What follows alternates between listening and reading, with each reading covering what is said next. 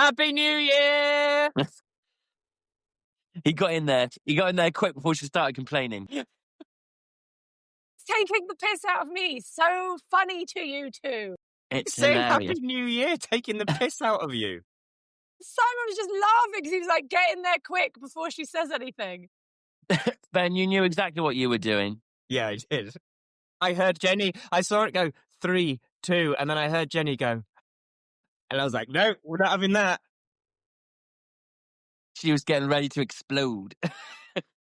Right, well, what do you two buggers can say? Welcome to the Shut Up and Ride podcast. I'm retiring.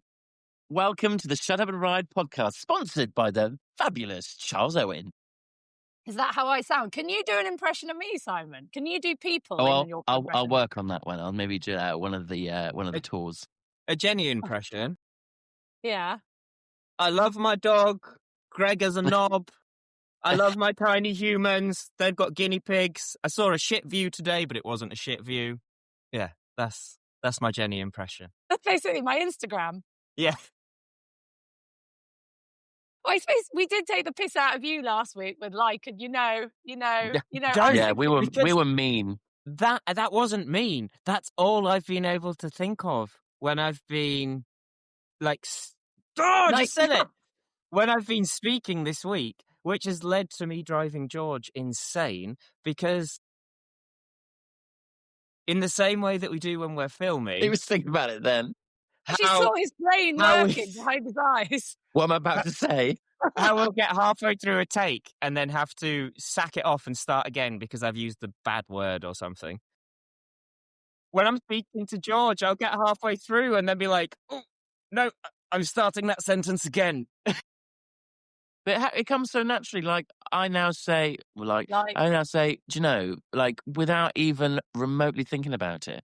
And I'm sure it's your influence. I say so much as well. I go so much, which is really annoying. My northernness has Vicky Pollarded both of you.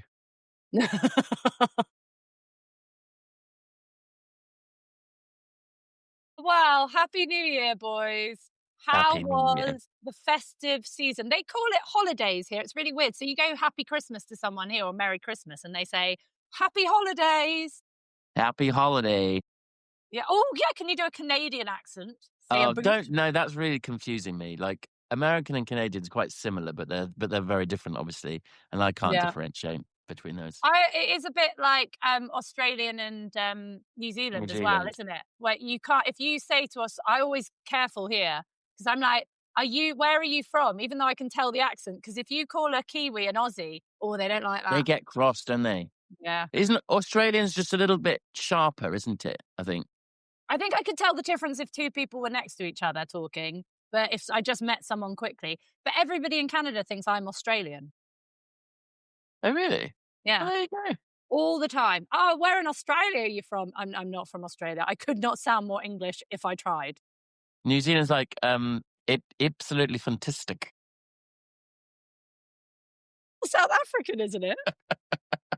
I think New Zealand and South Africa sound quite similar, though. Do they? I think that, pardon me, I think they do. Yeah.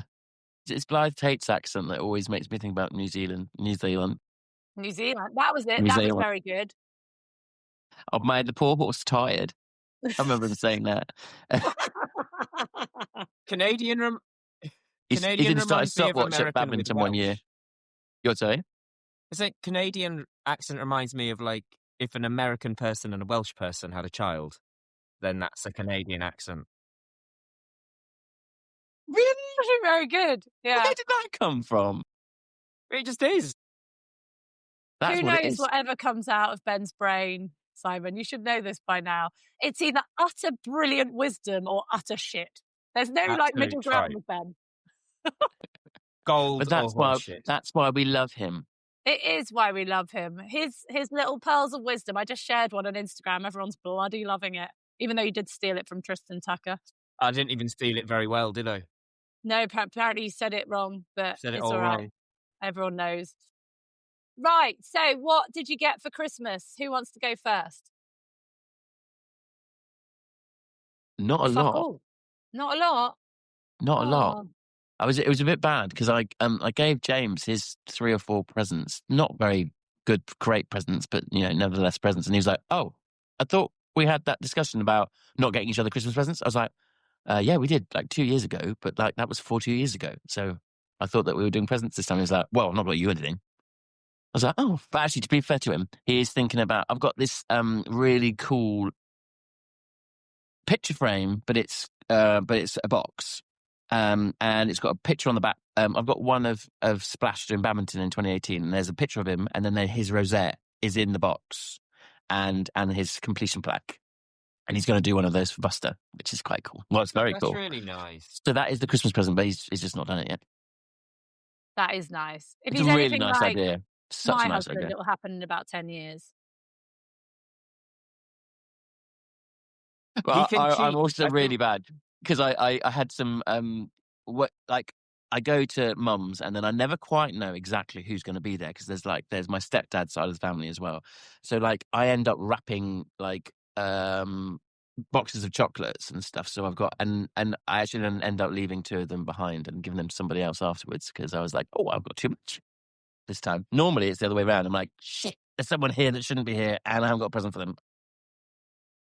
I'm so awful. I'm an awful child to have for a Christmas. Like my poor mother, she's like, "Are you actually coming?" Yeah, I am. Do you know when? No idea. And then on Christmas morning, I'm like, "Oh, I'm coming. I'll be there at midday, or whatever." That I must hope be my awful. son's not like that. So, what did you get for Christmas then, Benjamin? Lots of things that I found really exciting, but are terribly boring. You didn't get your Andrew Bowen indoor arena with parking and cafeteria. No brand new arena with tiered seating and lighting rig. But I got lots of great things, like new espresso mugs and new boots to work on the yard in and lovely socks. Really boring, but things that have made me really, really happy. But you know what? I love a pair of socks. I do. Anyone wants to gift me some socks, I am very happy for that. And gloves. You can never have enough pair of gloves. Exactly. I got gloves as well. All the little pieces that you don't want to buy yourself because it's annoying. But that's basically what I got for Christmas. But I have to say, I was just laughing at Simon with his wrapping extra presents because we have a family meal in this certain pub in our local village every Christmas, and we descend upon it with about 25, 30 people. And as a part of it, there's an old friend that my family hires as Father Christmas to come, in the full outfit. And because it's in the pub, my Auntie Jackie, bless her, I'm giving her a shout out for this because I think this is so sweet. Obviously, she wraps presents for all the children that are in the family. Yeah. But she always wraps extra random presents in case there are any other children in the pub when we have the meal. So that that is so sweet. So that when Father Christmas comes in, if other children are in the pub, she makes sure she goes and gets the other children and says, "Come and sit on Father Christmas's knee and get a present." So that she always has extra presents in the pub. Auntie Jackie's a pledge, tell her. She's lovely, isn't she? Is she your dad's sister? My mum's eldest sister. Ah, well, your mum's a very lovely person. Well, it must run in the family. You skipped me. Yeah, I was going to say. What did you get for Christmas, Jenny? I got stomach flu. That was nice. Lovely. God, that sounds awful. Yeah, but that actually didn't happen till New Year's Day. So I didn't get too drunk on New Year's Day for the first time ever. I didn't get that drunk on New Year's Eve, but I woke up on the 1st throwing my guts up. No, I didn't. Bit of that I woke 1st of January stomach flu. Fuck off, Benjamin. I woke up. I was like absolutely delighted with myself. We went home at 10 o'clock from the restaurant. We'd had a fire on the beach and we watched Wicked Part 2. And I went to sleep sober, absolutely delighted with myself. Woke up before everyone else, went to the gym. 1 o'clock, I did a polar swim, was feeling marvellous. Gregor was hanging out of his ass. So he went to bed at like lunchtime and went to sleep for like 5 hours. It hadn't actually told me he'd been being sick. And then about 5 o'clock, I was like, oh, I don't feel well. And then just went, I might just go and stand next to the toilet just in case. And then it was like the bloody Exorcist. Had you swallowed something when you were swimming? No, it's apparently there's been a stomach bug going around, but I was so violently sick, it actually splashed back up into my face. I've never Oh, nearly mate, spat that's his beer out. horrendous. It was horrendous, and I am I am not a delicate vomiter. I sound like I'm being murdered, and I was Yeah, I'm the same. It's awful. And then you yeah, just can't help it. Gregor's like a ninja. It's like his superpower. He can be sick and no one can know, whereas you can hear me from down the street. And James came in and he was like, "Mummy, you're making really disturbing noises. Are you okay?" I was like, "No, baby, don't watch. Shut the door. You don't need to see this." I have such admiration for people that can do that. I did that at an event this year. I was out somewhere, and then I was driving a very well-known event rider who ought to remain nameless, and they got out they're like, and I actually need to be sick. It's basically it's down to your driving, and I was like, I think you'll find this because you're absolutely wasted. And then they got out the car. There was literally no sound for like 10 seconds, and then they got back in, and they're like, right, carry on. I was like, have you just been sick? And I was like, that's insane. How did you do? I mean, I'd literally be just like, and coughing and like, Yeah. just And I'm like horrendous. choking on my own vomit. It sounds like I'm gurgling it. It's terrible. horrific. Like my children thought I was being murdered, and I was trying to like make memories and let them sleep on a mattress on the floor in the front room, and I was going to sleep on the sofa behind them and leave poor Gregor upstairs. But I got to like 10 o'clock and I was like back and forwards. I was like, I can't do it, because then the shakes started to kick in, and like the aches and the sweating. I was like, I just need to, I can't. And I went and woke Gregor up, and he'd luckily like hadn't got it as bad and like slept it off. And then that was it. I was hugging the porcelain god for like the whole night. But again, I am the loudest vomiter I think known to man. Like I can't even do an impression because I'll break the bloody computer. It's so bad. It's really bad. embarrassing as well, isn't it? Yeah. Like I sound like I'm dying. So yeah, that was fun. And then, but I've lost some weight. So that every cloud, half a stone lighter. Ready. Yeah. I reckon, do you reckon it's, so you're drawing attention to yourself? Because I reckon that might be the case for me. Because I remember when I was at boarding school, I was really, really poorly. But it was slightly shocking. So like, I jumped out of bed, ran to the toilets, and it was it was in the middle of the night, and it was dark, and there was like a cubicle, and I literally just vomited wherever and made a complete mess. I think I was 13 at the time. And then, and I was really poorly for quite a long time. And then I went to knock on my housemaster's door at like 3 a.m. And I was like, "Sir, I've been really sick, and I feel a real mess in the toilet." And he was like, "That's unfortunate, bad luck. Go back to bed." And I was like, so I wonder whether my my extremeness when it comes to being ill is because I'm trying to like get attention from someone. Unresolved trauma. Yeah, exactly. PTSD from being ignored when I was really poorly. I was like, but normally my mummy would come and help me, and he's like, bad luck. Oh my God, that's some tough love right there. Yeah, well, I mean, he was quite a nice man, to be fair, but he was probably thinking, mate, it's 3 a.m, piss off. I'm not clearing up your vom.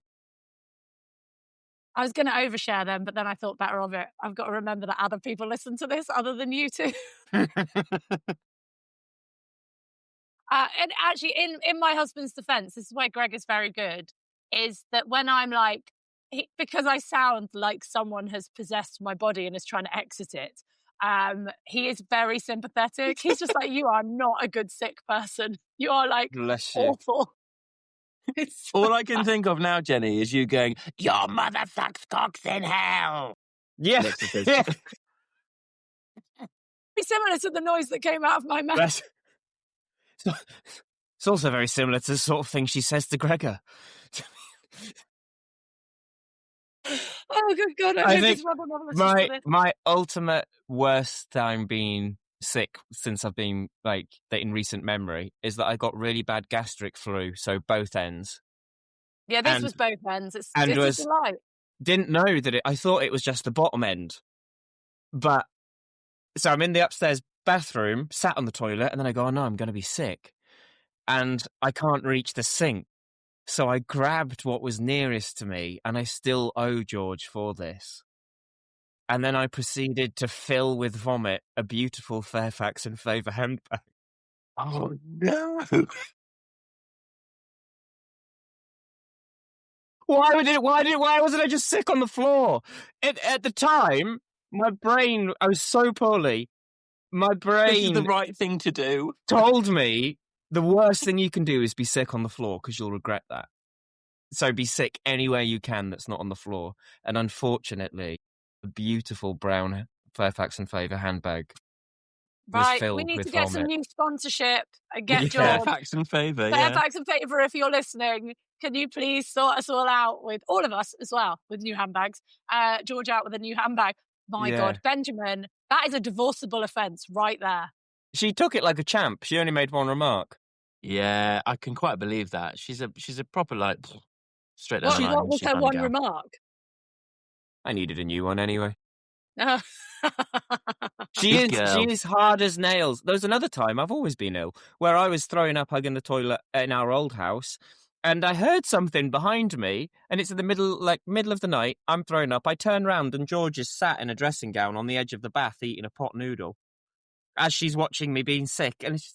And she's just, "Oh, you okay, darling? Do you need anything?" "No." "Cool. I'm going to go downstairs if you need me." Carries on eating her. I could not sit and eat while I was watching someone else throw up, but she is stoic. Proper Superwoman. Well, the only thing I had to be sick into, because in my wisdom, I was trying to throw all the plastic containers out in our house. And so I bought all these little tiny glass ones. Fucking genius. Amazing. Was a Veuve Clicquot ice bucket. So that's what I was trying to go into. Yeah. Classy girl. I know, right? Vomiting into that. That's the only thing it's been used for. It hasn't been used for any Veuve Clicquot.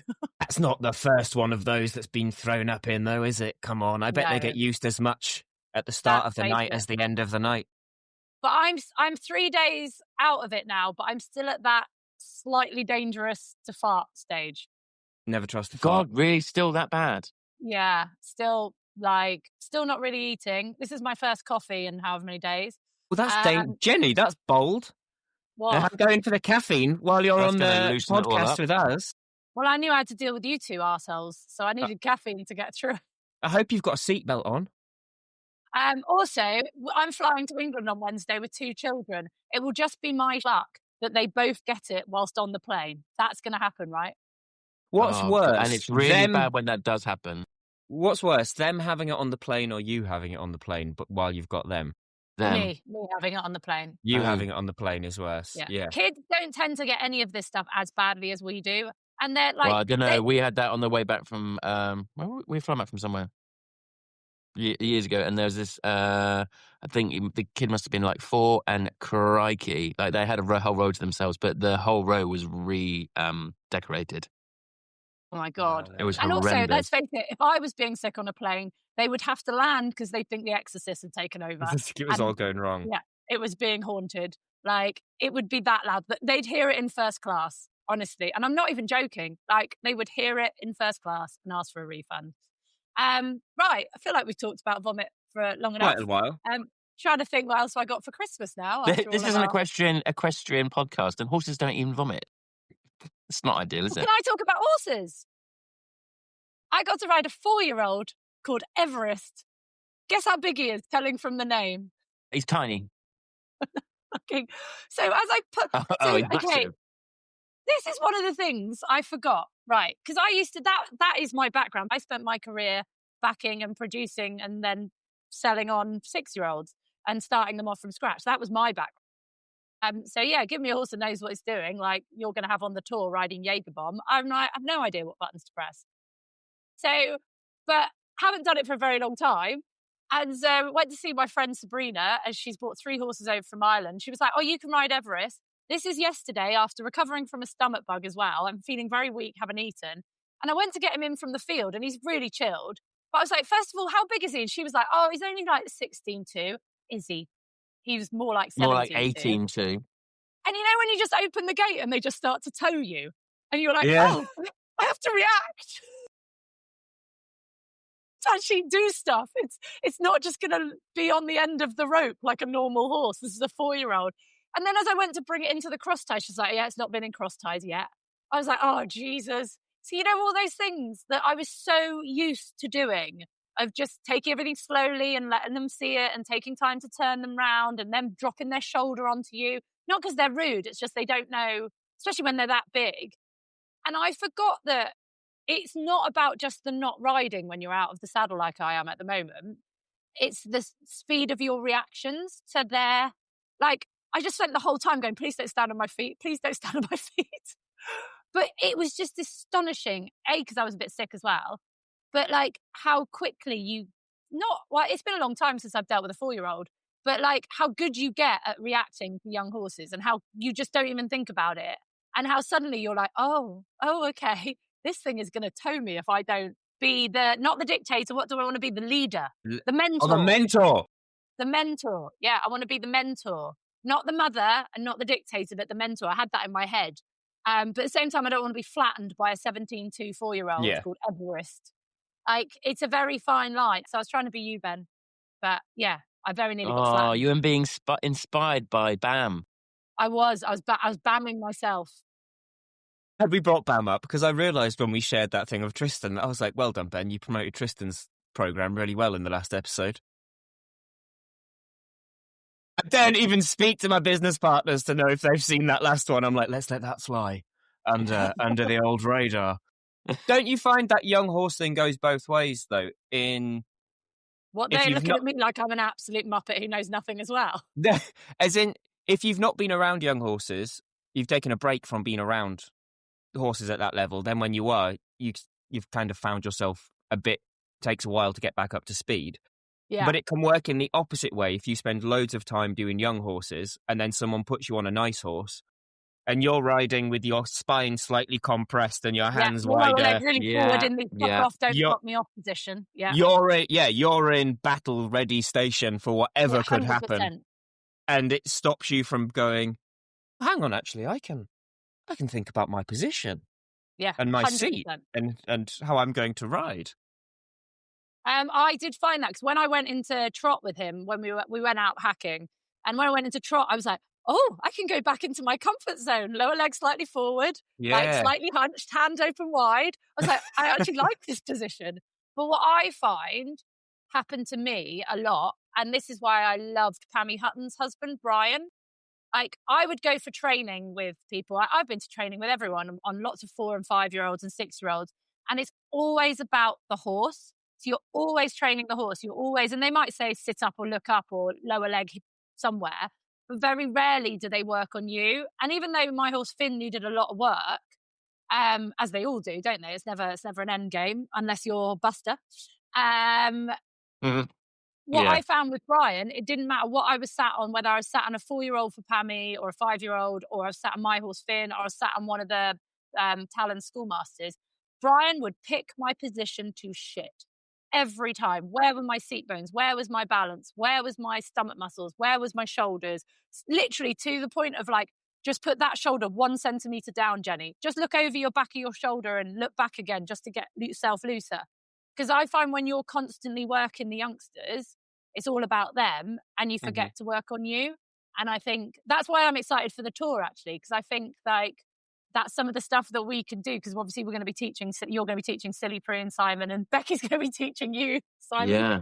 Well, that's it. Because I remember Ruth McMullen, who is a lady that coach trainer. She started Pippa Funnel off when she was a youngster, and quite a few other people as well, like Bumble Thomas and Terry Boone and those guys. And you'd have a lesson. I've never had a lesson with her, but you'd have a lesson with her, and you wouldn't get out of walk for multiple sessions while she worked on your position. And she was really particular about it. And to be fair, she trained some seriously phenomenal riders, like young rider European champions, endless ones, and then obviously Pippa has gone on to be phenomenal. And there's a reason for that. Like, she starts everything and I did miss out on that a little bit as far as position what goes, which is why I'm a little bit.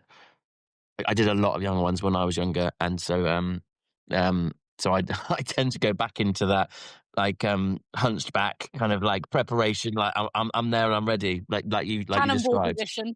Yeah, and so how often when you go for a lesson, Simon, does someone pick apart your position? Because I'm guessing it's.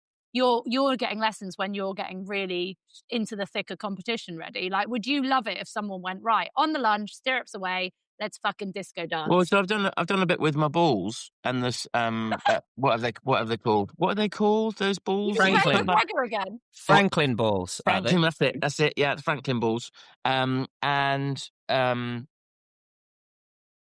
This is really bad, Jen. I can't remember the lady's name. She's absolutely brilliant, and she comes and helps me every so often. And we put these balls in different places, and that really works on my position. So no, I'll have like a full session working on me, and it is amazing. The more you work on you, the better the horse seems to go. So yeah. 100%. It's kind of makes sense. For anybody who doesn't know the Franklin balls, because I've had lessons with them before, they're the same idea as, if you ever played that game as a kid, where you stand in a door frame and you push both your arms outwards against the door frame for ages, and then when you step outside and relax your arms come up without you meaning them to. Yeah. And so the ways you hold the balls, like, so when I had it, one of the things they gave me 2 under my armpits and things like that.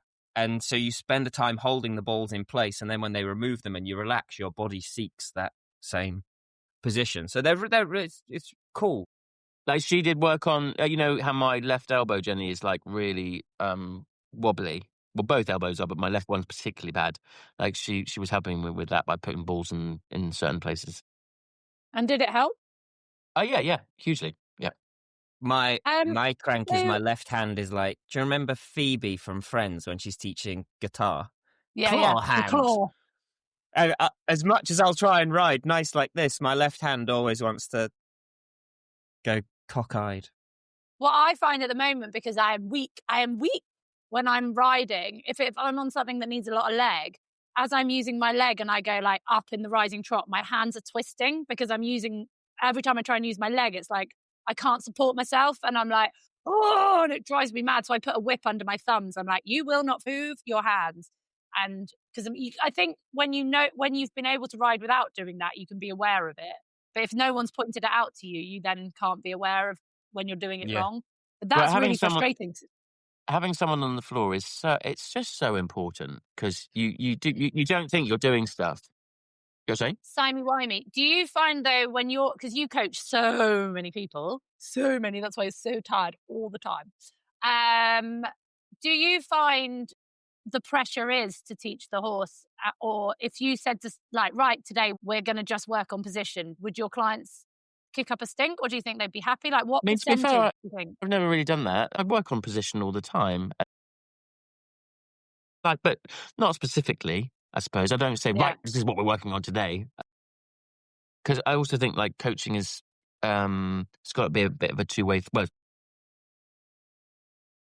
So I'll always discuss with them what if there's anything specific they want to achieve or anything like that, and then we'll work with that accordingly. And if their position is part of making that better, then we will go down that road. It depends on the client hugely. Yeah, because some clients come for a nice time. Yeah, more than an education. Yeah, and I mean, some want to be a professional, so you're going to be more. If someone says my dream is to be this professional level, then you're going to be more well, I'll have that conversation before a lesson and say, okay, if you really want professional, I can teach you like I'm teaching a professional at my level, but it will be more strict. I won't mince words as much, because we'll get through more information more quickly. And you get people say lots of different things, but you do get people that I'll be like, so is there anything specific you want to achieve today other than just have a really nice time? And most people say, I just want to have a really nice time and get better. But you do get the odd one that is like, I need you to be really tough on me about this or about that, or I really want to improve this, so you need to be really tough on me. And I will be, but like, I mean, I'm not like a Hitler, but I am. You know, I'll pick a lot more faults then, and be a bit tougher. Okay. But I do think it's my kind of, I suppose my coaching philosophy is that you've got to be having a fun time to get better. Like, it's got to be enjoyable. Otherwise, I don't think you do improve. Like, I know that when I'm stressed and when I'm trying really hard to get something, Ben's going to say something, trying really hard to get something better, if someone's putting loads and loads of pressure on me and being unpleasant to me about it, then there's a lot less likely to happen. Whereas if they can find a way to make me do it in a really positive way, then it's always better. And that's what I'm always aiming for. Also, I think people are coming to you with quite specific, like they are coming to you as a jumping instructor 90% of the time. Yeah. I think if they want a flat lesson and want that, they'll ask, but that's not really my kind of like my main Yeah, thing. Like they want to come for a jump lesson. Yeah. Whereas a lot of my clients were always coming to me because it was a mixture of whatever. Like it wasn't always jumping. Although I do love teaching jumping more than anything else. It is fun. Ben is literally itching to say something. I know. That's why I keep talking. I'm really trying to piss him off. Let's just talk over it the whole time. Just because the way Simon described that is perfect learning theory. And that is the reason why we bang on about, to put it plainly, be nicer and more patient with horses when you're educating them. Because, you could get the same result with a bit more spur probably, and you could get it more quickly. But getting the result doesn't mean the horse learned what you want. Yeah. And so if the horse is in that flight or fight, system, then they don't retain information. They just try and get away from the aids. And so it can trick you into thinking you're getting what you want. So it's perfect to hear someone like you, Simon, explain how that makes you feel. And it's the same with our horses. That's my philosophy as well with like with the horses. Like I think we've probably talked about it before, but I love what Lucinda endorses with like doing first stitches and first steps with horses. I will always walk over them. Well, I'll do it on the floor first, but then when I'm like in hand, and then I'll go back out probably on the same day or the following day, and then I'll hop on, and then I always walk up and down steps. I always walk over ditches. And I want them to literally step up with all their feet and legs, and if they fall up it, then they fall up it. But I'm always the same, always consistent, slow walking, so that it all goes in. Like, and I see it so often when people are like, right, I'm going to go and jump a step, and they just gallop at this step, and the horse kind of falls up it or jumps it normally, but they haven't really worked out how to do it, and then that manifests itself at a later date. Because they don't really understand. Whereas if you're doing it super slowly and it's really fun, like I enjoy it, and then therefore I think they probably enjoy it too. If you take it super, super slow, like it all sinks in and they know exactly what to do with their feet or something like that. Sorry, I'm waffling. But brilliant. Like I always quite liked it if they made them like had a little look, pat, turn around, come again, or do it from a walk. I think it's our responsibility as a trainer to not put them into a position where they're going to stop. Like no, not stop. Like have a look. Like so, just have a little pause. So when they get to the ditch, they kind of go, "Oh, what is it?" and then go off it, not just galloping off it off their own accord and like pissing off with you. And you're like, "Oh, they never stop at anything. They never look at anything." You're like, I'd quite like them to have a look at it, so they're understanding. But they only don't stop and don't look at anything if you've done that basics and taken it super slowly. And like and like I say, I think it's. I know you're not saying about stopping, but I think it's our responsibility to make sure that we don't make it big or difficult that they end up stopping or being confused or being not sure about the whole thing. I think I just think it's such a responsibility taking on a young horse and doing everything correctly and doing everything right and the right thing by them. It's such a responsibility. I think the hard thing for people though is you get a young horse, and like for you've got these amazing facilities because you're a professional. And you can go out, like, say if you just you got a youngster, you can just go, right, today I'm just going to go have a look around the field, lead them round. You've got the fences at your disposal whenever you want. Whereas I think for a lot of people, getting the horse, hiring a lorry, getting them out to the cross country, it's that pressure, isn't it? Oh, we've got this one day to cross country school and not going to do it again for a few weeks. So then they probably take on too much on the first instance. Whereas what you should do is do exactly what you've said. Maybe not even ride them, maybe walk them round and get them to see it. But for some people, it's so much money to get to that venue on that one occasion. Yeah, definitely. I'm incredibly lucky that I've been at this place where I've got a cross country course and all those facilities for the last 4 years. But before that, I didn't have that. Yeah, and I think it is just something people don't think about before they take on a youngster. Like that is the process. What you're saying is how it should be done. So unless you're prepared to be able to do that and fund it, maybe a youngster isn't for you, because exactly what you're saying is how it should be done. And it is, like you say, if you can't afford to go and hire a cross-country course just to walk your horse around and be prepared to maybe not even get on, or if you do get on, only go and walk, then it's not maybe feasible that you're going to be able to train a 4-year-old. And I think that's where people need to be brutally honest with what their capabilities are, not as a rider, but as accessibility. It's not questioning someone's riding capabilities, it's questioning your time and your money. And do you know what I mean? Yeah. I think it's also really important, like if you're going to be taking on a young horse and you're not very experienced, is making sure that you have got help. You've got somebody that you can turn to. You've got a mentor that can help you with it. And that doesn't have to be some top amazing international rider, because actually very often those top like 5-star riders aren't that great with young ones. But you need somebody that you can turn to that's going to be able to help you, and you also need to be able to have the finances to be able to get their help properly if you need to, kind of thing. Like, you know, if my clients are buying a nice young horse, I'm like, and they're always so nervous about doing it. Like whenever people do that, they're like, oh my God, is this right? I don't know. And I'm like, just relax. Like, you've got everything. Like, I'm here to help you at any time, and it's important that you've got somebody like that that's kind of got your back a little bit, and is, you know, if you're really struggling, then you've got the help. I have to say, and that's one of the reasons I'm looking forward to the tour as well with you, Ben. If I could go back in time now, knowing more about kind of your side of things, Ben, I would do so much more on the ground now. Like I think I'd be very different starting youngsters off now, or even like horses that were already backed and doing stuff. I think I would have a very different philosophy, and if I didn't have children and I was working with horses still, I would definitely be like signing up to a bit of BAM. That's not just to blow smoke up your ass. But I do feel like now there is such synergy between the two worlds that you can have an event horse, but you can do what you do, Ben, to make it the best event horse. Does that make sense? It does. Have I said that right? It makes perfect sense, and I agree with you. To give an example, I've got a 4-year-old and a 5-year-old that I bought late last year that I've just sort of started doing the groundwork with in preparation for their ridden work. Even though they're backed, if I get youngsters that are only just backed, I'll just start them from the beginning again. And already with one of them, I know exactly how, not exactly, but I have a very educated guess about how his lateral work's going to go when it comes under saddle. He's going to be easy as anything from the offside, moving off the right leg all beautifully. When it comes to moving off the left leg, when you ask him to sort of leg yield, he'll always lead with his hindquarters, no matter how much you start to help him. He loses that that near side shoulder a little bit more just from playing with his leg yields and his shoulder in and stuff in hand, just in head collar and lead rope. It's only the third session on that work.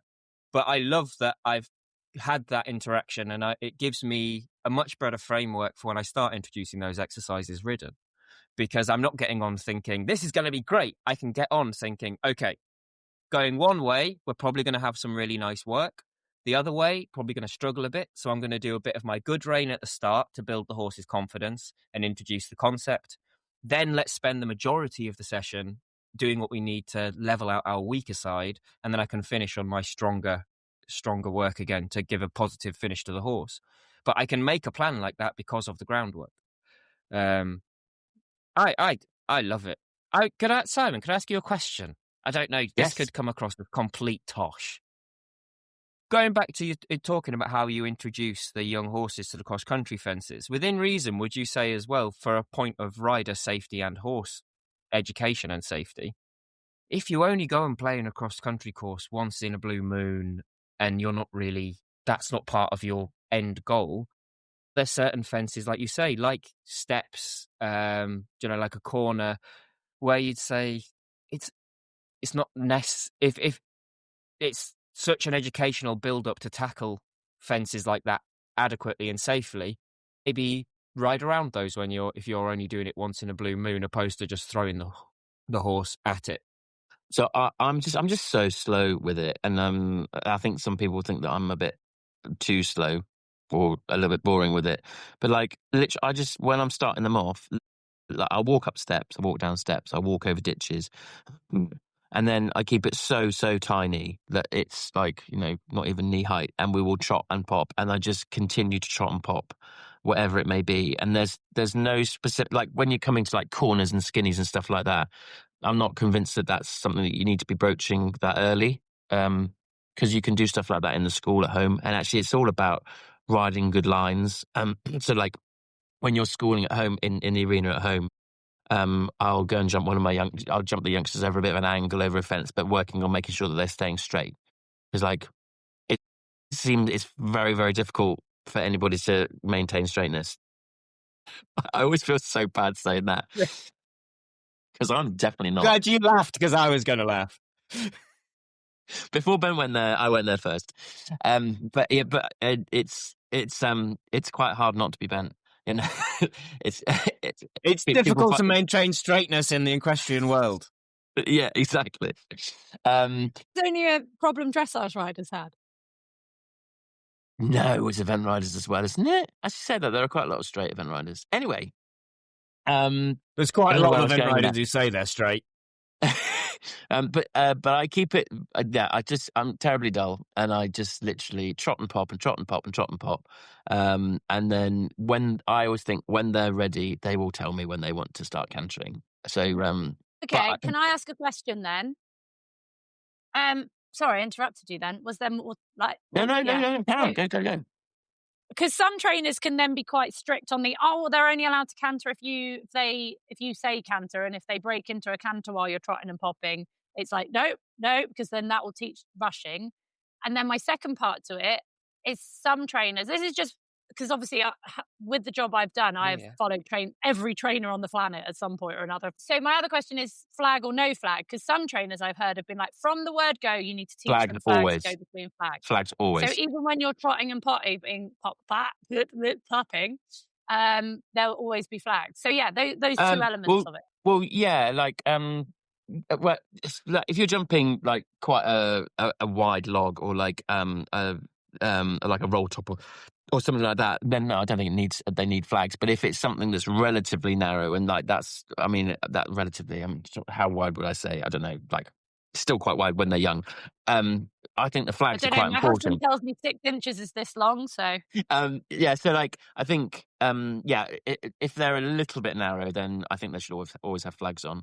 And with the cantering thing, well, so when I'm doing it, I trot and I pop, and then if they do pick up canter, I'm not going to like get cross with them for doing that. But as long as it's not they're popping into canter because they're charging, it's because they're popping into canter because they're confident. It's like my aim is to, like, if I've got a young one and I'm trotting, I very often don't get out of trot in the first session, cross country schooling. If they trot and then we just lob, it's like a real gentle, quiet lob, dum de dum de dum, boof, dum de dum de dum. It's got to be so relaxed and easy, and that's why I really like doing it, because I really like trot, pop, stop, have a chat. But normally with the horses, normally on my own. Oh God, that was really good, wasn't it? Well done. Let's just go up this little hill and then trot and let's pop this and let's stop again, and God, that was really clever, wasn't it? Let's go down this slope. So it's really easy and relaxed, because I think the more relaxed they are, the better they perform in the long run. If they're tense and they end up getting strong as well, then. That was my question, was like, at what point in training do you think the horses learn that rushing and like pissing off with you into fences? Because that seems to be such a thing cross country, isn't it? It's trained. It is trained. Yeah. Did I just say, do you think it is trained, or do you think it's a lack of training? But where the horse isn't confident enough within the approach, the fence, and the land. It's a mixture of the two, isn't it, really? Yeah, it's a mixture of the two. But one thing I noticed a lot when and actually Caroline used to say it quite a lot, Caroline Moore, who we sadly lost last year, on the last 2 strides to a fence, or the last 2 or 3 strides, pretty much every rider moves. They're like, there it is. There's the distance. And some do it more than others, but it's even the most subtle of moves encourages rushing, and it also encourages the horses to land out of balance, and then they're rushing again to the next fence, which is why I'm so like trot and pop, and I always want to be cantering when I trot and pop, and then stop, and then trot and pop, and so then it ends up being consistent and rhythmical all the way, like you're dum-de-dum to the fence, and then jump, and then dum-de-dum afterwards. And are you rising trot all the time? Rising trot all the time, yeah. Well, sometimes I know sitting. that sounds like a stupid question, but I had a lesson once with a dressage trainer who loved to do a bit of jumping with dressage horses. And we were doing some raised poles and then just a little trot, like just to get them warmed up. And we actually did a little cross pole with this bloody giant, it was a 4-year-old actually, huge thing. And I remember him saying, sit over these raised poles sitting into this jump. And it felt very against what I would have done with an eventing horse. Yeah, I would have gone rising. Because what I've described just then earlier is like, I just trot and pop, and it makes it sound incredibly easy. And actually, it's not like we're It's a lot of balance. we're not particularly well programmed to jump out of trot as humans. So uh, so I've got like going back to the not having the greatest of positions when I'm doing post dressage stuff, but like I when I'm doing cross country school for the first time on a young one, especially when it's sharp, I might well go into sitting trot in my little, I always call it my monkey up a stick position, because I've got my reins are quite short, but my hands are up the neck, and I'm quite crouched, and I'm normally sitting, and I'm hopefully in a secure position, because you're trotting into, say, a log which is quite spooky. Well, it's probably not spooky, but the horse is obviously going to think, "Oh, crikey, what's that?" And then they look, and then I'll very often end up getting them to jump that from a standstill, because it's literally knee high, or not even knee high. And then very often they'll do a big launch, and because I'm in my monkey up a stick position, I've got my hands up the neck. Then I'm in a good position to be able to release it. So then I would do sitting trot on the approach, because you never Would quite you hold know. the mane? You're saying? Mane, neck strap? Are you do you I hold mean, any of that? no, I mean, I always have to wear a neck strap, but I never use it. So I in my never head, use a neck strap. I have to I have it never on, but I think to don't do use it. it. Yeah, and I never hold the mane. But my hand has to be. My hand has to be. I have to have short reins, but my hand up. So it's like goes completely against like the Chris Bartle like system, like when the horses are more experienced. But like hand up the neck, monkey up a stick, and if they do a big launch, then if I catch them in the mouth when they do a launch, I literally nearly die. I'm so upset because. When they're being really brave to jump this tiny little log, they're being really brave to jump this tiny little log, and they do this big launch, and they're like, "Yeah, I've done it," and then they get sucked in the teeth at the same time. That for me is awful. Like that's the worst thing you could possibly do, because it's just like, "Thanks for jumping that, and now I'm going to remove your back teeth." So So then I probably would on an approach something like that. If I think a horse is going to be really spooking at it, last few strides, I'll sit to the trot, and I have my hand forward, and I'll be ready in my kind of secure position to make sure that I don't do any well, damage is the wrong word, but yeah, no, it is damage actually. I think that's the problem again when you're training a youngster, is because you've got to have that ability. And your lower leg, Simon, is probably one of the best out there. Like, going to blow smoke up your ass.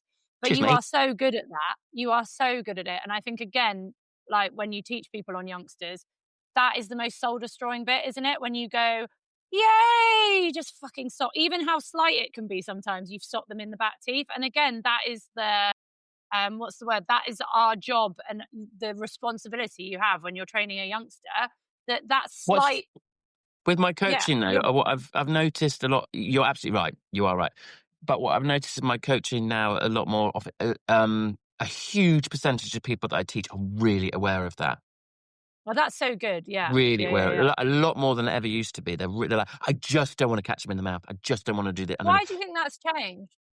I think I think it's down to like internet, social media is awful in lots of ways, but it's really positive in others, and I think that has made people more aware. Do you think Genuinely, as well people are videoing themselves more and can see it? Because a lot of the time in that split moment, you may not even notice what you've done or something. I don't know. It's good yeah, that it is, though. yeah, I could quite possibly be, but I'm not convinced, because some people think they're a lot better than they are when they watch themselves back. So weird. Siamese so good now, you only get really good clients. That might be it. No, I had somebody say the other day. She said, she came to hire the school, and she's like, I listened to the podcast. It's really, and I watch your YouTube, and it's really great. And and she's just about to hire the school. She's like, I said, but I'm just not ready for a lesson with you. But I really, really want one, but I'm not ready for one yet. I was like, oh, why not? She's like, I'm just not good enough. And I was like, mate, if you want to learn, and if you want, I don't care. Like, if we're just doing poles on the floor, or if we're not even doing poles on the floor and we're working on position, whatever it may be. If they want to learn, then I'll help anybody. I really enjoy it. Sorry, I've been going off quite a lot, haven't I, on one? No, I'm enjoying it. I like it. It's amazing. It's very interesting. Look at Ben. Ben's even lent in to listen to your chat. I'm loving this. This is a great Simon interview. You're saying? It's a great Simon interview. I'm loving it. There's so much information. The only other thing with the young ones is, like, even when you're doing trotting and popping, right at the beginning, you do have to be quite brave about it at times when it's a real 100%. young one.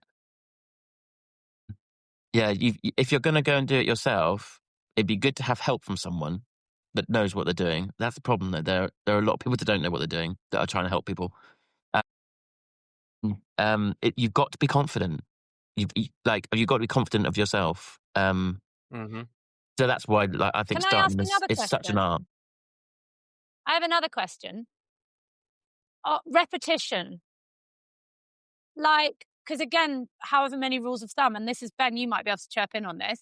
So obviously there's that thing of like finish on a good note, or I'm not going to name trainers. And I know other trainers who are like, yeah, we've got to do it at least 3 times correctly. So they do it once correctly. I want to do it again correctly. I want to do it again correctly to make sure it's in there. Whereas other trainers have like done it, say 3 times badly and then 1 time right, go finish on the right one so they remember it. What is your rule of thumb with a youngster? So going back to our nice log, which is the really scary log to our 4-year-old or 5-year-old, whatever it might be. Yeah, there's catapulting you into outer space and you're holding onto the mane. And you're in your monkey upper stick position, and then they do a big launch, and you're like, "Yay! I didn't catch it in the mouth. Fantastic!"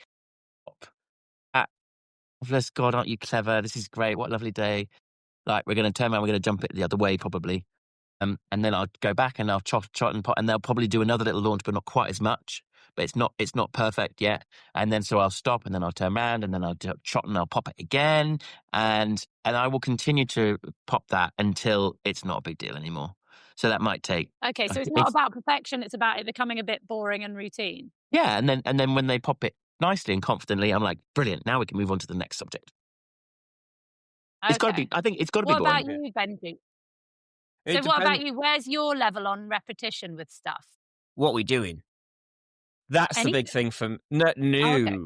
Because new. Well, so like in an example like Simon just gave, jumping a 2-foot log. It's not putting any pressure on it's not a challenge for the horse physically. It's more of a challenge for the horse mentally. So things that are a challenge for the horse mentally, go for as long as you have the mental capacity to be a good trainer. That doesn't mean going till it's right, necessarily. Doesn't always mean finishing on a good note. More good training is ruined looking for another good note when the last one was 45 minutes ago. Yeah. But it's the idea of the horse's mental capacity, your mental capacity, and then both of your physical fitnesses. And that's what's going to dictate what it is. So if I was teaching my basic liberty, the moving the hindquarters, the rib cage, the shoulders, I could spend an hour and a half with a young horse messing around on one thing, because I'm asking them, if I point at their hip, can they take one step with the back legs? It's not challenging physically, it's more of a mental game. And as long as the horse stays checked in, we can keep playing. Whereas if I was teaching a rearing horse or jumping my horses in the long reins, I'll be a lot more conservative with the jumping. That's more to do with my mental capacity. More when it comes to rearing, piaffe, passage, capriole, really conscious of not only praising and finishing on perfection in physical form, but especially in the early stages, looking for perfection and enthusiasm to try. So wanting a horse that's really showing the horse that there's light at the end of the tunnel by taking off the pressure, especially with the piaffe. One thing I found with the piaffe is if you praise the most useless, odd-looking, piffly steps, and you continuously sort of show the horse that, wow, there is light. I know this is really difficult, but my goodness, don't you get praise for trying? Then the piaffe gets light and the horse enthusiastic about the piaffe. What is your praise? What is your praise? My praise. So if I'm doing hallelujah. if I'm doing something that the horse understands or is unchallenging, then I'll praise verbally and with tactile praise. So scratching the withers, scratching the body. I try and keep the praise word the same, at least the first one, so the horse understands. Yes, that's good. That means I've got it. And do you then do patting or do you do scratching? Scratching. I shouldn't. I do pat, not on purpose. I pat from habit. You know, a childhood of give him a pat. So we know we shouldn't. Apart from sometimes I might pat if I'm riding. Sometimes I do find that a firm pat on the neck of a young horse or a tense horse can sort of help get almost like a massage. Like, come on, relax this muscle here a bit for me. But then I treat train and I clicker train with the treats, like with a dog. And that I find really, really helps because the horse knows, like Pavlov's dogs, the sound of the clicker means food is coming. So we get a chemical release in the brain when we hear the clicker because the brain says good because it knows food's coming. So then that means whether I be on the ground or riding or carriage driving, if I get a moment where I'm like, oh, that is beautiful, I would like more of that, then I can hit the clicker and it's direct into the horse's brain. Okay, cool. What I just did then, I do that again, you'll click, I'll get a treat. Maybe I should try that when I'm doing cross-country schooling. I've got an idea. You can try that on our tour at one of our venues, depending on which horses I have.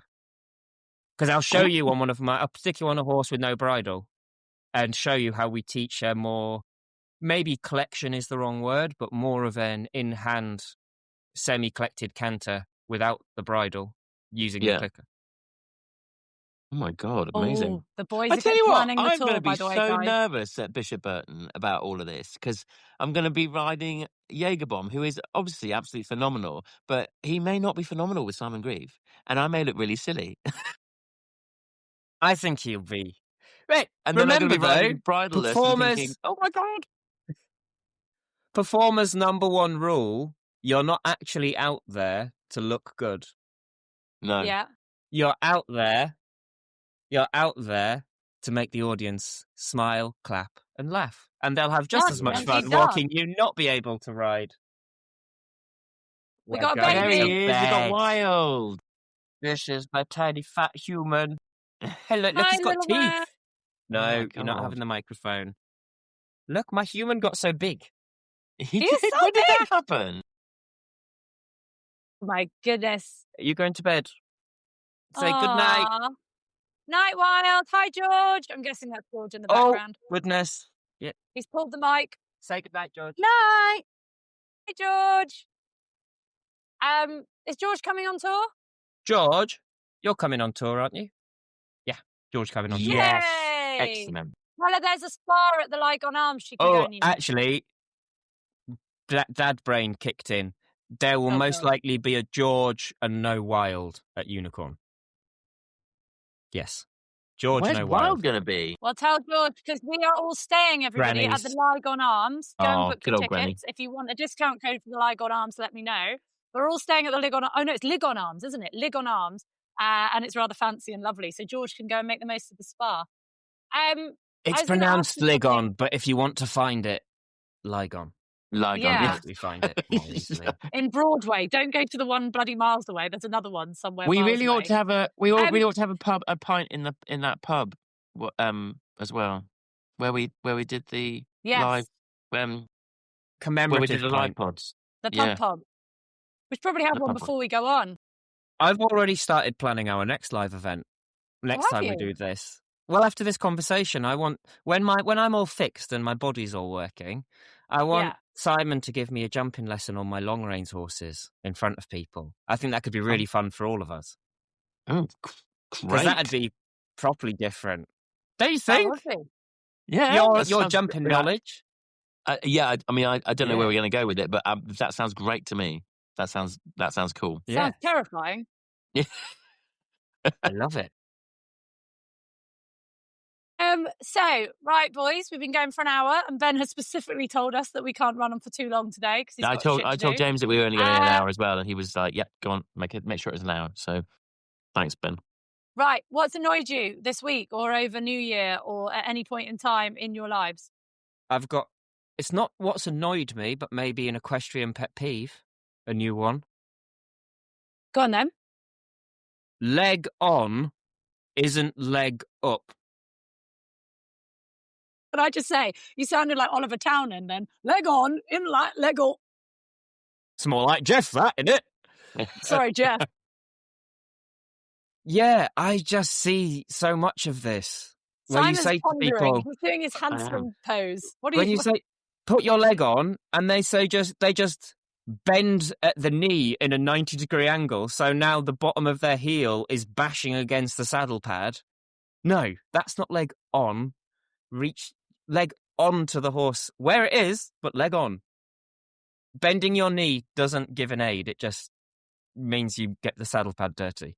So basically, your pet peeve is people riding like shit. But relaxing your knee puts the leg on, though, doesn't it? Yeah, because your knee goes out, your leg goes on. That makes sense. You know, you both must know what I mean. You'll have seen it. I do know what you mean. 100% know what you mean. Know exactly what you mean. Sorry, I'm just trying to think what's annoyed me.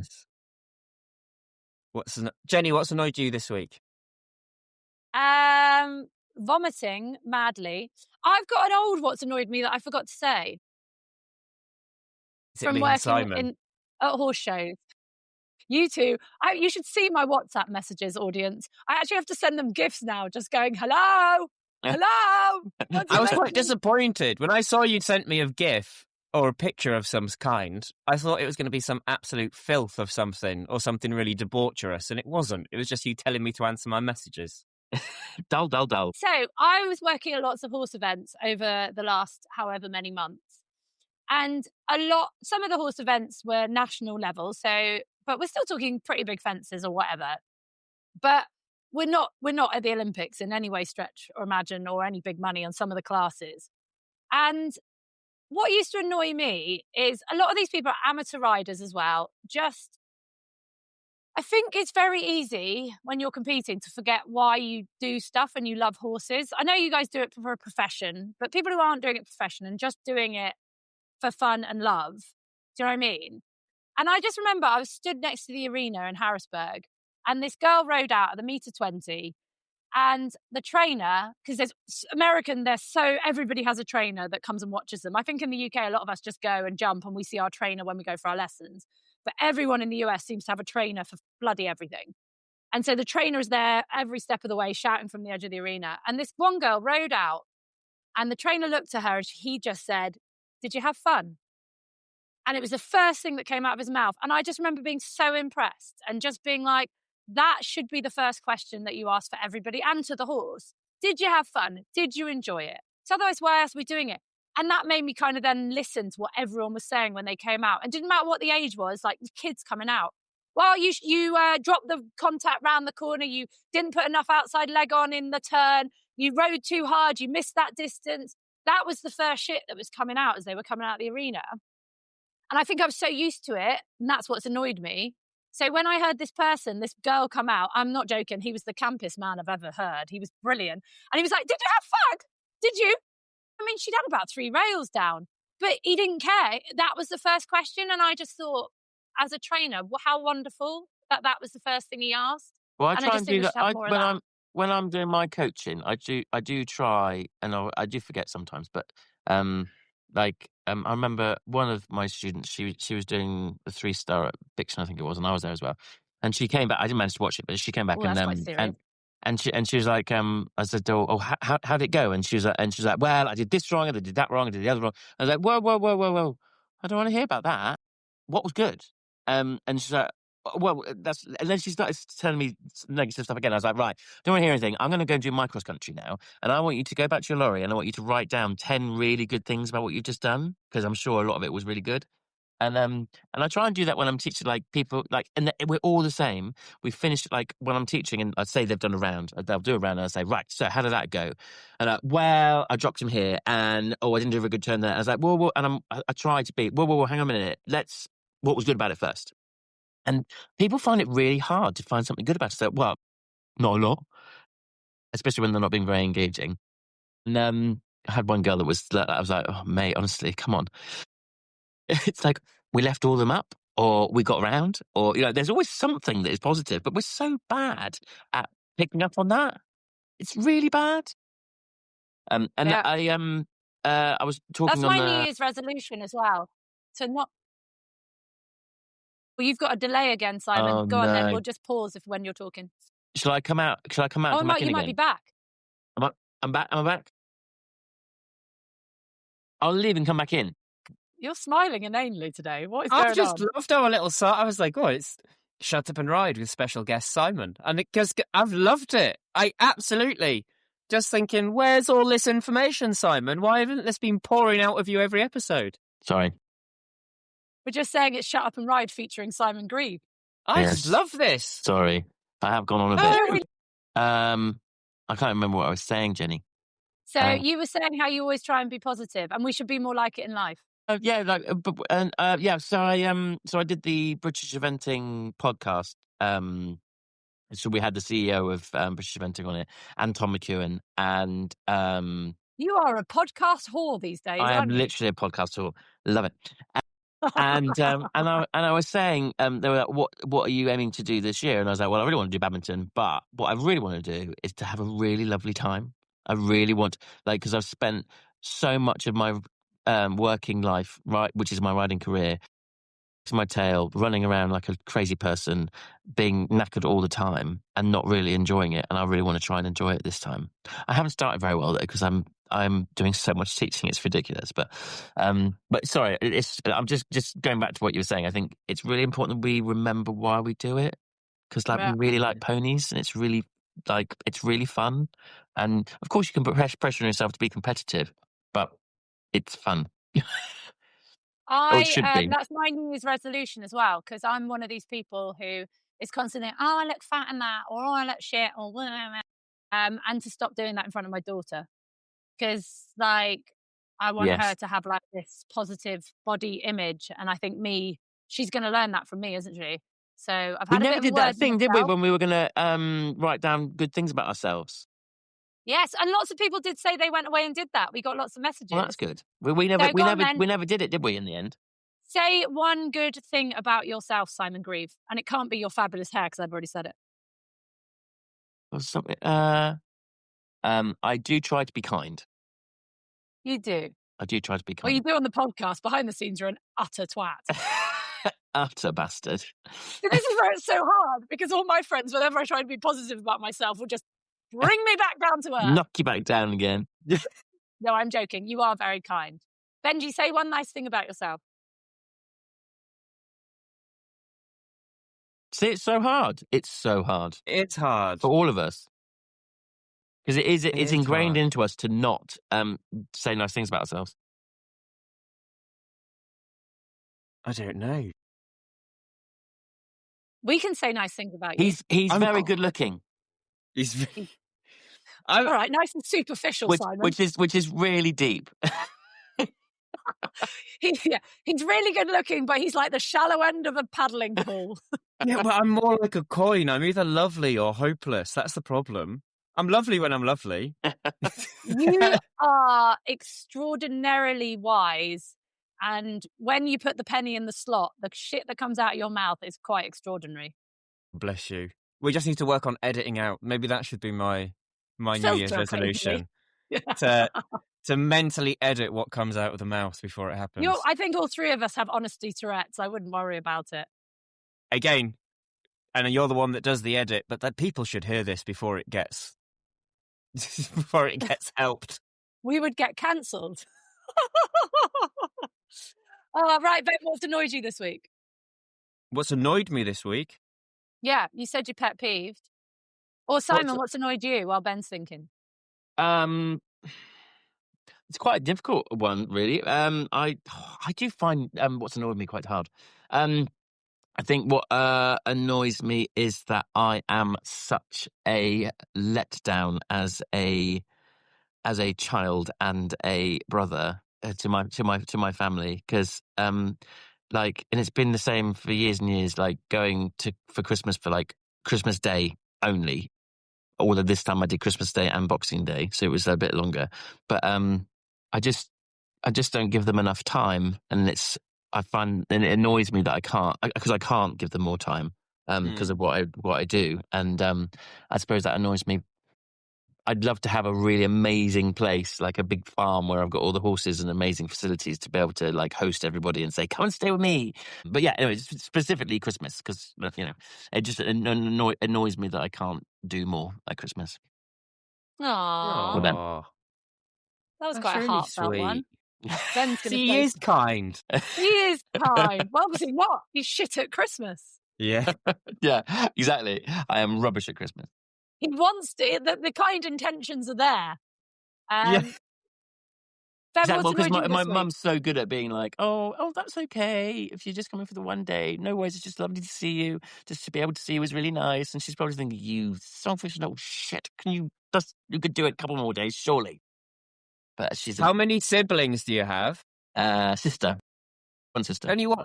And I bet, is she there for like 2 weeks over Christmas? So basically, she actually lives in mum's garden, basically. Her house is at the bottom of mum's garden. So they see each other all the time. I've got a sister like that. Mm-hmm.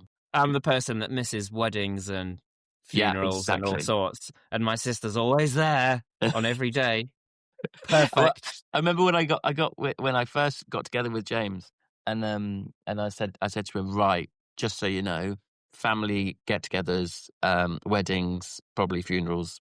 If there's a horse event at that time, I won't be coming. And actually, it's better like I'll be coming to anything that's of that, like with that, when there's anything going on. And he was like, okay, fair enough. So I was like, at least you know right from the get-go. Yeah. Because he's not It's a great opening speed date line, isn't it? By the way, dating me, you will never see me at weekends. When? Do you want to know my ultimate? I'm not naming names. This was a past partner.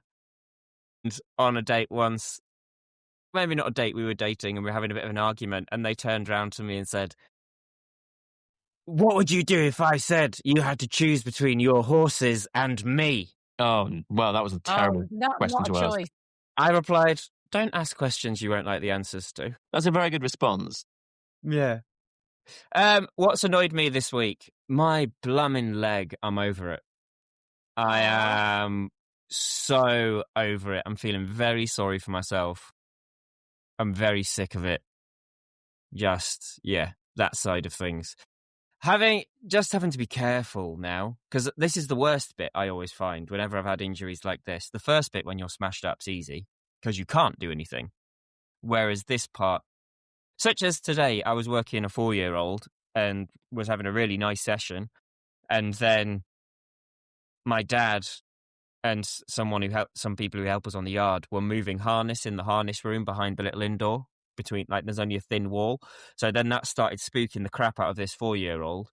And normally I'll just dance the moves that the horse throws and we'll walk, just go through the session and I'll take what energy you give me and we'll make a plan. But I had to abandon the session today because there were twice I nearly got knocked over when he spooked. And I just thought, I can't. Yeah. I can't be taken off my feet.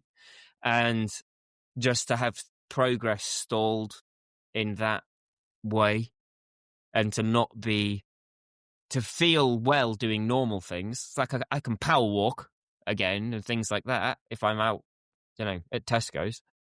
But just this, and then not knowing how good this knee's going to be when it is fixed. Yeah, that's the scary bit, isn't it? Or so that is, but if worst comes to worst, we'll just perform on the knee till it goes again and then get the surgery redone and then smash it up again.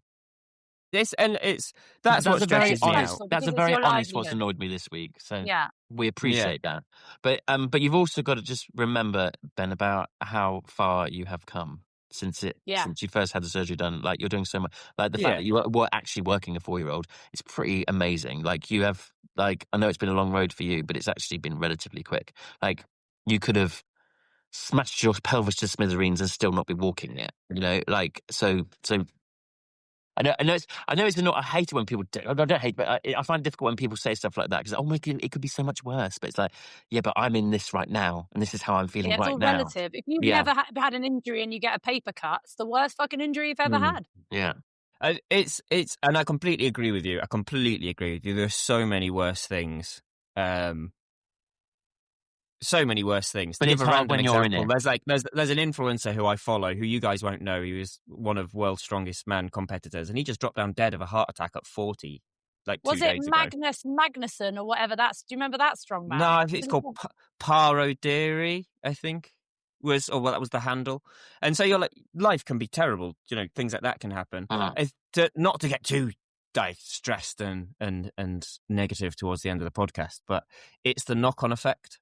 Yeah, I agree.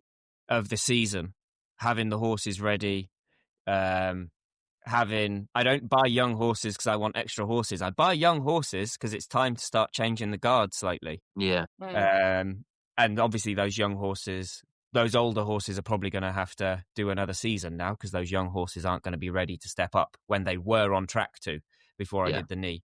And then making sure that I'm still putting out performances. My performances don't have to be as good as last year's. They have to be better.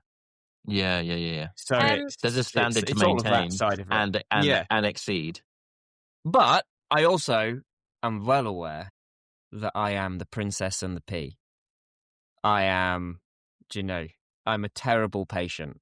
I really, really wear am. dresses on the weekend. I don't know where you're going with this. Princess and the Pea, do you know the fairy tale where she lays on a stack of mattresses and can still feel the tiny pea underneath all of it? As long as my knee holds me back from doing anything, I will complain about my knee. And I also know that I am that person. Again, I will move on after this, but it's not all. Because I know people will be like thinking he just wants to be back standing on his horses going over jumps. It's things. I struggle to bath wild at the moment. Yeah. So I can't kneel on the floor properly next to him. Or there are certain things playing with him on the floor that I can't do. But what I mean is... It's just an example, isn't it? Like there are examples of things I'm missing out on, or I can only observe, or be involved in, but not fully. And he's going to grow past that stage. So he's nearly walking now. So on some of those last little baby things, I'm not quite as involved as I'd want to be. But you are present. But you are present. Oh, I'm there. And there are a lot of parents that aren't present and don't even realise that they're not being present. And so you're doing fine. But I totally appreciate what you're saying. And also, he didn't remember any of this shit anyway. Yeah, my one mantra. Yeah, why is it? This is going to be another. Why is it that all the nice things you do as a child growing up, they supposedly never remember, but if you slap their Uncle Dave at Christmas in front of them when they're 18 months old, they're going to need counselling when they're 30. But or let them cry for 5 seconds and they're going to get depression. Jesus. But it's those things. But that's life, isn't it? So my other question to you, Benjamin. Sorry to take the podcast away from you, Simon, for a sec.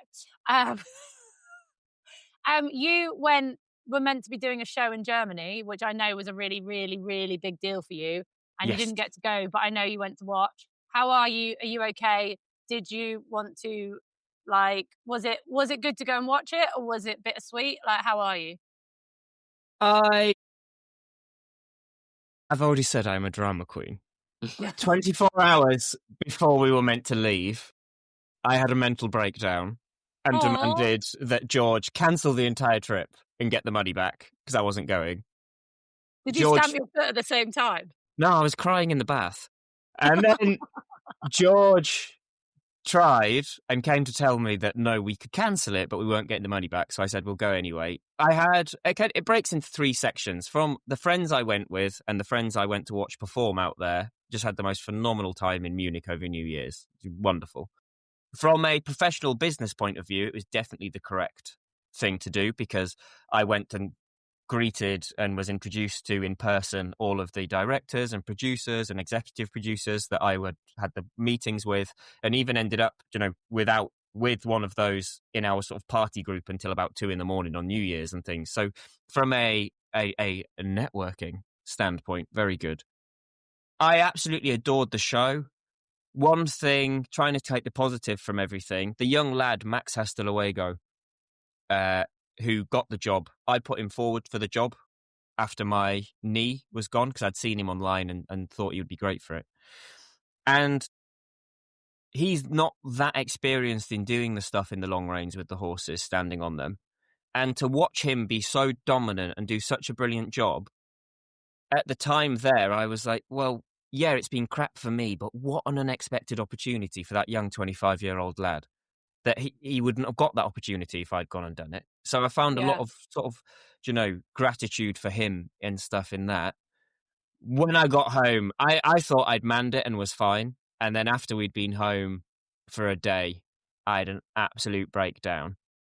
Just because we went to see friends who were performing there. So we saw these are the apartments you'd have been living in. These were the stables. This is the warm-up. This is properly, this is what you could have won. But it means, I was not meant to be there right now. Maybe there are better things. Maybe things would have gone wrong. Maybe that is really hard, though. That is really hard. But bloody good on you for going. Good on you for going, because it's important to, well, being present. It's important to be present, and yeah, it's good that you did your networking thing as well. But good on you for being brave and bold enough to go and do that, because a lot of people wouldn't have done that. And I made a big raising someone else up. Like, I think that is so important in a room full of people that you could be getting work from. You're shouting the name of someone else, and I just think that is very big credit to you. Well, and something we should all learn from. I made a big point of, because Max speaks a bit of English, but he mainly only speaks French. And so I made a point of trying to tell him how brilliant I thought he was there, but I could tell he didn't get it. So I made sure I got one of the French riders who spoke fluent English. I said, will you make sure, whether you tell him tonight or when I've gone, will you make sure Max knows how phenomenal I think he rode those horses, the job he's done? Because I know that there's a big thing in our industry, which is really tall poppy syndrome, crabs in a bucket. No. So you don't know? How are tall poppies and crabs in a bucket related? I need to know this. Tall poppy syndrome means that you cut the tallest poppy. And crabs in a bucket, if you put crabs in a bucket, if one tries to climb out, the others will pull it back down. So this idea of not, in our industry, if someone's doing well, the better you do in our industry, the more everybody else in the industry turns on you. 100%. 100%. And so what a lot of us now, sort of our generation of performers, is we're really trying to change that. There's enough work for all of us. No show has the same act 2 years in a row. We can all champion each other and help each other. And yeah. And sort of on that note, there's a young lad who's messaged me that I've followed on Instagram for a while, who's from the Czech Republic, who does what I do. He's about 19, 20. And I can see he's messaged me asking to come and train. And I'll say, yeah, because why gatekeep? If we want everybody to be better equestrians, whether it be doing what I do or Simon does or whatever, the more we share that knowledge and celebrate each other, the better we're going to be. Right, you beautiful humans. Yeah, I'm sorry for bringing us down so far at the end of that. No, it's right? Good. It's good to talk these things through as well. It's 2026. Should we not be living on the moon or something by now? Isn't that sound really weird? We're closer to 2050 than 2000. Isn't that insane? That's scary. Did you have to speak? Do you know what's really annoying now as well? Since turning 45, whenever I have to tick a box, I'm now in like that 45 to 50 box. Really have you seen the thing online where you'll see 18-year-olds buying stuff like low-cut jeans and saying, these are historically accurate, like low-rise from the 1900s. Historically accurate from the 1900s. Oh, so I went, because all my jeans are skinny jeans, and I'm like, yes, finally I can get rid of these horrible, why we ever wore them, and walked around feeling very restricted for the last 20 years. So I went and bought some like slightly baggier jeans, and I went to the checkout and it said junior baggy jeans. I was like, junior baggy jeans. The wrong section. Don't care, I'm buying them. I know. Right. Any New Year's resolutions before we go? Be kind. Be kind. That's a good one. We like that one. It is, isn't it? Right. And it's never going to get old. It's not going to get old, is it? It's not going to get old. Just be kind. I just don't think it's that hard. If you feel like you're not apparently it is, because there are some right arseholes out there. They really are. If you're an arsehole, stop being an arsehole. I don't think if you're an inherent arsehole, though, you know how to be kind. Do you think? Do you think there's ever any change in that? Everyone knows how to be kind, or has the capacity to be kind. So what is exciting, boys? Next time we record a podcast, we will be doing it live in front of an audience. It's exciting. If you are coming to the Shut Up and Ride tour, the website's still up if you want to know timings. Unicorn will be cold, so dress up warm. Feel free to bring a picnic to either venue. Bring food, bring booze, bring whatever you want. Don't drink and drive. But yeah, bring rugs, bring water bottles, bring whatever to the Unicorn. The Bishop Burton is heated, so you don't have to do all of that. But yes, come. There'll be a burger van at the Unicorn and food in the cafe at Bishop Burton. But do bring a picnic and bring some fizz or celebrate with us. And it is going to be a lot of fun. Unicorn is sold out, I'm afraid, people, but there are a few tickets left to Bishop Burton. I saw we sold about 4 or 5 tickets this morning. So people are still buying tickets. Right, guys, so if you haven't bought tickets, please do so. Also, get your merchandise from Supercross Country before you come, so you can wear it, or we'll be selling it on the days. But for now, boys, Happy New Year, my darling, darling boys. I cannot wait to see you. It's lasted an hour and a half. So, Ben, sing us out. Shut up and ride. Shut up and ride. Wow. I forgot the words. It's really hard. It's written on my jumper, you muppet. Love you. Love you.